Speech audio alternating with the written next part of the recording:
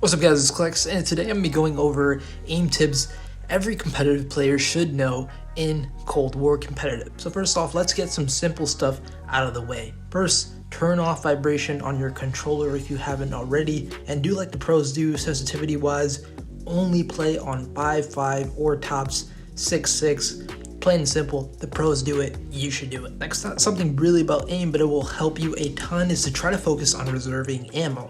I'm gonna say to burst sometimes when you think it's right to do so. The ammo you save could be the difference needed to kill the next people you come across. But when you're getting shot at, obviously you definitely want to shoot fully, because in COD, we obviously want to win a gunfight in most situations as quick as possible. A big part of having good aim in COD is being good at something called centering. I've gone over it so many times in my channel so far, and I'm sure you've heard it from the pros, other YouTubers, but it's so important. If you don't know what it is, it's basically having the center of your screen where the enemy could be when you're running around the map base. That's the easiest definition. This way you're ready for any enemies coming your way when you get really good at it.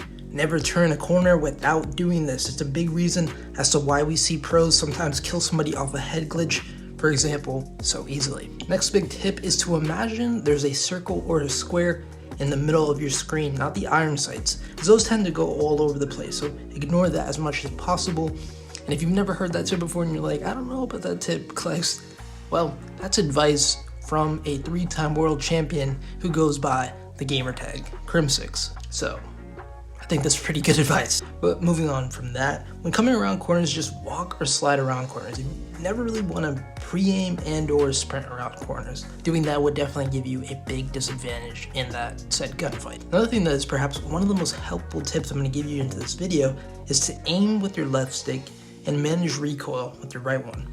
This way you're able to make small changes to your shot with both of the controller sticks. Both these things will make your aim a lot better on their own. When controlling your recoil, you obviously want to bring it down, right? Maybe a little bit to the left.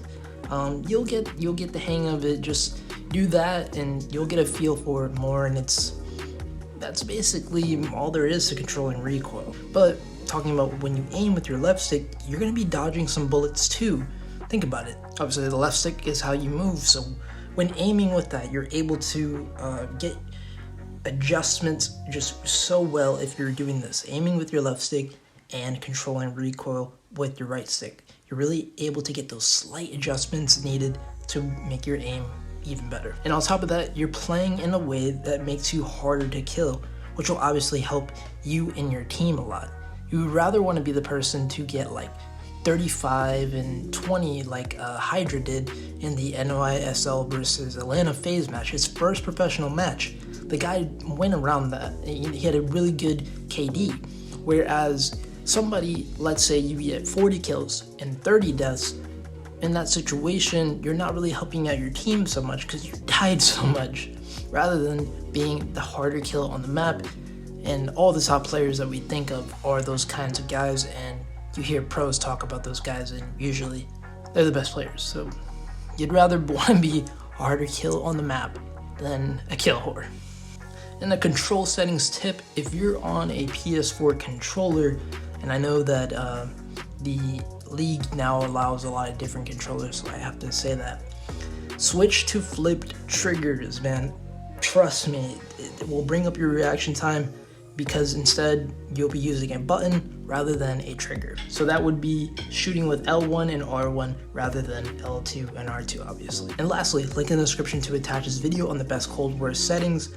That's for every platform. That video will help you immensely. Reason being is that you'll obviously be playing on the same exact settings that all the pros use.